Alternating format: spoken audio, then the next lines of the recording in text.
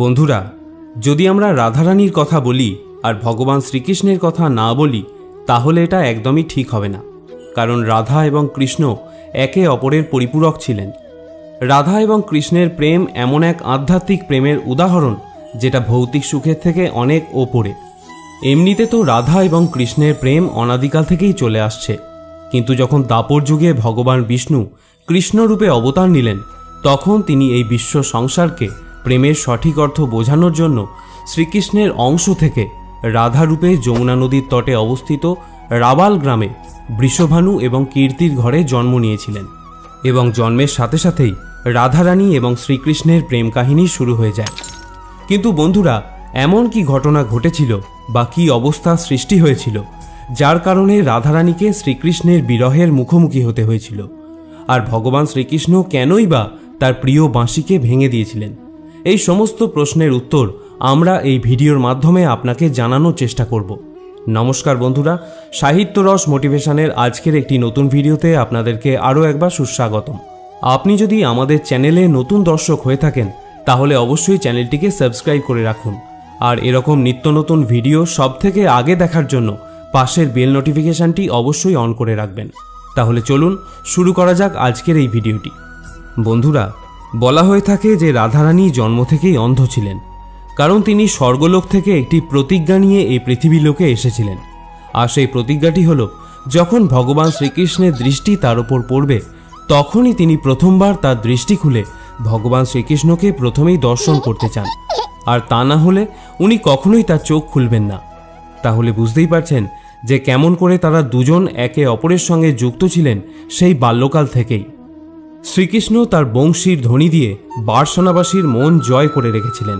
আর রাধা এবং কৃষ্ণ তাদের 8 বছর বয়স থেকেই আধ্যাত্মিক প্রেমের স্বাদ আস্বাদন করতে শুরু করেন।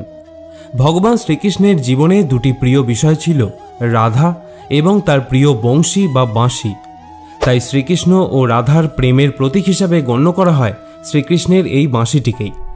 যখনই শ্রীকৃষ্ণ বাঁশি বাজাতেন তখনই রাধারানী সেই বাঁশির ধ্বনিতে আকৃষ্ট হয়ে তার কাছে ছুটে আসতেন এবং ঘণ্টার পর ঘণ্টা সেই বাঁশির ধ্বনিতেই মগ্ন হয়ে থাকতেন। এই বংশীর ধ্বনি তাদের প্রেমকে আরও গভীর করে তুলেছিল। তারা দুজনেই যমুনা নদীর তীরে ঘণ্টার পর ঘণ্টা ধরে তাদের সময় অতিবাহিত করতেন, যদিও তাদের এই সুখের সময় মাত্র কিছুদিনের জন্যই ছিল। কারণ যখনই কৃষ্ণের মামা কংস এটা জানতে পারলেন যে কৃষ্ণ বৃন্দাবনেই আছেন, তখন তিনি কালবিলম্ব না করে কৃষ্ণকে দ্বন্দ্বযুদ্ধের জন্য আহ্বান করলেন। আর এজন্যই সমস্ত বৃন্দাবনবাসী এবং রাধাকে ছেড়ে মাতা যশোদা শ্রীকৃষ্ণকে নিয়ে মথুরায় চলে যান। যদিও শ্রীকৃষ্ণ এবং রাধা এটা আগে থেকেই জানতেন যে তিনি আর কখনোই বৃন্দাবনে ফিরে আসবেন না। তারা একে অন্যের সাথে আর কোনোদিন দেখা পর্যন্ত করতে পারবেন না। এই জন্য মথুরা যাওয়ার আগে রাধা শ্রীকৃষ্ণের কাছ থেকে দুটি প্রতিশ্রুতি চেয়ে নিলেন। এর মধ্যে প্রথম প্রতিশ্রুতি ছিল রাধার মনে সবসময়ের জন্য শ্রীকৃষ্ণেরই অধিষ্ঠান থাকবে, আর দ্বিতীয় প্রতিশ্রুতি ছিল মৃত্যুর পূর্বে শ্রীকৃষ্ণ তাকে অবশ্যই দর্শন দেবেন। এই প্রতিশ্রুতি দেওয়ার পূর্বে শ্রীকৃষ্ণ এটা জানতেন যে রাধা শ্রীকৃষ্ণের বিরহে অনেক অশ্রু ঝরাবেন। তো শ্রীরাধাও যাতে খুশি থাকেন সেজন্য ভগবান শ্রীকৃষ্ণ তার কাছ থেকেও একটি প্রতিশ্রুতি চেয়ে নিলেন। আর সেটা হলো, এরপর থেকে শ্রীরাধা কখনোই শ্রীকৃষ্ণের বিরহে এক ফোঁটা অশ্রু ঝরাতে পারবেন না। এই প্রতিশ্রুতি নেওয়ার পর ভগবান শ্রীকৃষ্ণ মথুরার উদ্দেশ্যে প্রস্থান করেন, আর শ্রীরাধা বৃন্দাবনেই থেকে যান। এর পরের অংশ থেকে শ্রীরাধার বর্ণনা খুব কম গ্রন্থেই পাওয়া যায়। এরপর শ্রীকৃষ্ণ মথুরায় গিয়ে কংসকে বধ করেন এবং তারপর তার পিতামাতা দেবকী এবং বসুদেবকে বন্দি দশা থেকে মুক্ত করেন। এর কিছুদিন পর তিনি তার প্রজাদের রক্ষা করার জন্য মথুরা থেকে এগিয়ে গিয়ে দ্বারকা নগরী প্রতিষ্ঠা করেন এবং তখন থেকেই তাকে দ্বারকাধীশ বলা হয়ে থাকে। শ্রীকৃষ্ণ দ্বারকায় গিয়ে প্রথমে রুক্মিণী এবং তারপর সত্যভামার সঙ্গে বিবাহ করেন। এদের ছাড়াও শ্রীকৃষ্ণ আরও 6 জনের সঙ্গে বিবাহ করেন। এই 8 জন পত্নীর মধ্যে রুক্মিণী শ্রীকৃষ্ণের সবথেকে প্রিয় পত্নী ছিলেন, যিনি শুধুমাত্র শ্রীকৃষ্ণের ছবি দেখে তাকে তার মনে স্থান দিয়েছিলেন। রুক্মিণী শ্রীকৃষ্ণকে বিবাহ করার জন্য নিজের ভাই রুক্মির বিরুদ্ধেও চলে গিয়েছিলেন, আর তিনি প্রেমপত্রের মাধ্যমে ভগবান শ্রীকৃষ্ণকে তার প্রেম নিবেদন করে তার সাথে পালিয়ে বিবাহ করেন। আর তারপর তিনি দ্বারকা নগরীতে ফিরে গিয়ে ভগবান শ্রীকৃষ্ণের সাথে সুখে শান্তিতে বসবাস আরম্ভ করেন। এরপর ভগবান শ্রীকৃষ্ণ তার দৈবিক কাজে লিপ্ত হয়ে পড়েন। এমনিতে রাধা এবং কৃষ্ণের প্রেম কাহিনী নিয়ে অনেক প্রচলিত কাহিনী শুনতে পাওয়া যায়। তারই মধ্যে একটি কাহিনী হল, মাঝে মধ্যে ভগবান শ্রীকৃষ্ণ ঘুমন্ত অবস্থায় রাধা রাধা বলে বিড়বিড় করতেন।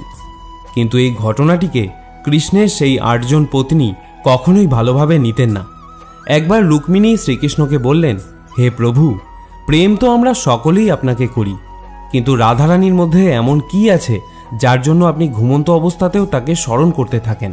তখন ভগবান শ্রীকৃষ্ণ তাকে বললেন, তুমি অন্তত একবার রাধার সঙ্গে দেখা করে এসো, তাহলেই এর উত্তর তুমি নিজেই পেয়ে যাবে। আর যখন তুমি তার সঙ্গে দেখা করতে যাবে তখন হাতে করে অবশ্যই কিছু নিয়ে যেও। এরপর রুক্মিণী রাধার সঙ্গে দেখা করতে যান এবং সাথে করে খুব গরম 1 বাটি দুধ নিয়ে যান। যখন তিনি রাধারানীর কক্ষে গিয়ে পৌঁছান তখন তিনি জানতে পারেন যে রাধারানী শ্রীকৃষ্ণের নাম জপ করে নিদ্রাবিহীন অনেক রাত্রি কাটিয়ে সবেমাত্র ঘুমিয়েছেন। তখন রুক্মিণী শ্রীরাধার সখীদেরকে বলেন যে শ্রীকৃষ্ণই তাকে রাধার সঙ্গে দেখা করার জন্য পাঠিয়েছেন। কৃষ্ণ নাম উচ্চারণ করা মাত্রই শ্রীরাধা ঘুম থেকে উঠে পড়েন এবং বলেন, কৃষ্ণ এতদিনে কাউকে আমার সঙ্গে দেখা করার জন্য পাঠিয়েছে।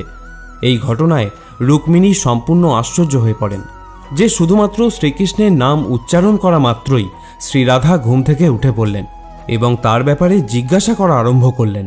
শুধুমাত্র এতটুকুই নয়, যখন রাধারানী জানতে পারলেন যে কৃষ্ণ তার জন্য প্রসাদ পাঠিয়েছেন তখন উনি কোনো কিছু না ভেবেই রুক্মিণীর কাছ থেকে সেই গরম দুধ নিয়ে পান করে নিলেন।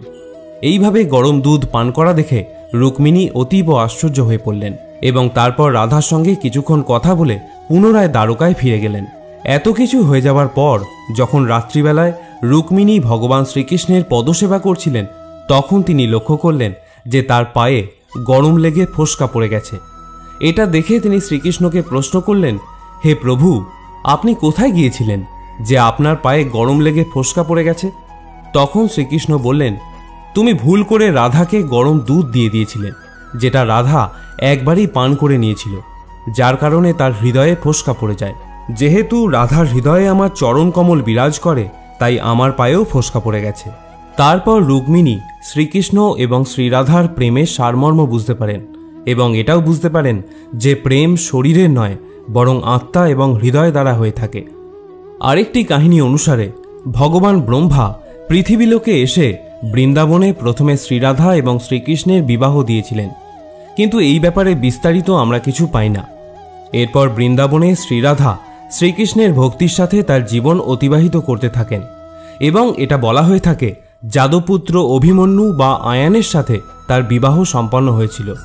এই অভিমন্যু বা আয়ানকে ঋষি দধিচি অভিশাপ দিয়েছিলেন, যখনই তিনি শ্রীরাধাকে স্পর্শ করবেন তখনই তিনি ভস্ম হয়ে যাবেন। এর ফলস্বরূপ শ্রীরাধা বিবাহের পরেও শ্রীকৃষ্ণের সাথে স্বতন্ত্রতাপূর্বক জুড়ে থাকতে সক্ষম হয়েছিলেন।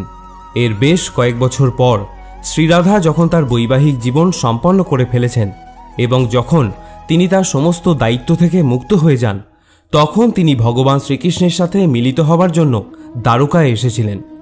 দ্বারকাতে দুজনের দেখা হওয়ার পর তারা মৌন হয়ে নিজেদের মনের অভিব্যক্তির দ্বারা একে অন্যের সাথে ঘন্টার পর ঘন্টা বার্তালাপ করতে থাকেন। শ্রীকৃষ্ণ ছাড়া দ্বারকাতে আর কেউ শ্রীরাধাকে চিনতে পর্যন্ত পারল না। এরপর রাধা শ্রীকৃষ্ণের মহলেই থাকতে শুরু করেন এবং শ্রীকৃষ্ণ রাধাকে তার মহলে একজন দেবীর মতোই রেখে দিয়েছিলেন। সেই জন্য শ্রীরাধা তখন কৃষ্ণের সাথে প্রেমপূর্বক বার্তালাপ করতে পারতেন, কিন্তু সেই সময় কৃষ্ণ তার রাজ্যপাঠ এবং অন্যান্য সব কাজে ব্যস্ত থাকতেন আর রাধা তখন তার পুরনো সেই কৃষ্ণকেই সব সময় মনে করতেন। আগের মতো কৃষ্ণের সঙ্গ না পাওয়ার জন্য রাধার মন আরও বেশি ব্যাকুল হতে শুরু করে আর তিনি ভয় পেতে শুরু করেন যে কৃষ্ণের যে মনোহর ছবি তার হৃদয়ে স্থান পেয়ে আছে সেটা যেন মুছে না যায়। এর কিছুদিন পর শ্রীরাধা শ্রীকৃষ্ণের মহল এবং দ্বারকানগরী ছেড়ে চুপচাপ চলে যান। এইভাবে আরও কিছুদিন কেটে যাওয়ার পরে যখন রাধার অন্তিম সময় উপস্থিত হল তখন তিনি শ্রীকৃষ্ণকে স্মরণ করে তাকে তার প্রতিজ্ঞার কথা মনে করিয়ে দিলেন।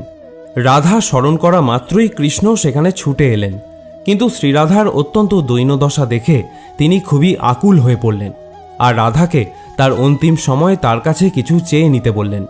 সেই সময় রাধারানী তার কাছে একটাই ইচ্ছার কথা প্রকাশ করলেন, তা হলো এই অন্তিম সময়ে তিনি শ্রীকৃষ্ণের সেই রূপ দর্শন করতে চান যে রূপ তিনি বৃন্দাবনে সবসময় দেখতেন। তিনি শ্রীকৃষ্ণকে অনুরোধ করেন যেন সেই রূপে বাঁশি আরেকবার বাজান, যে বাঁশির ধ্বনি তিনি বৃন্দাবনে শুনতে পেতেন।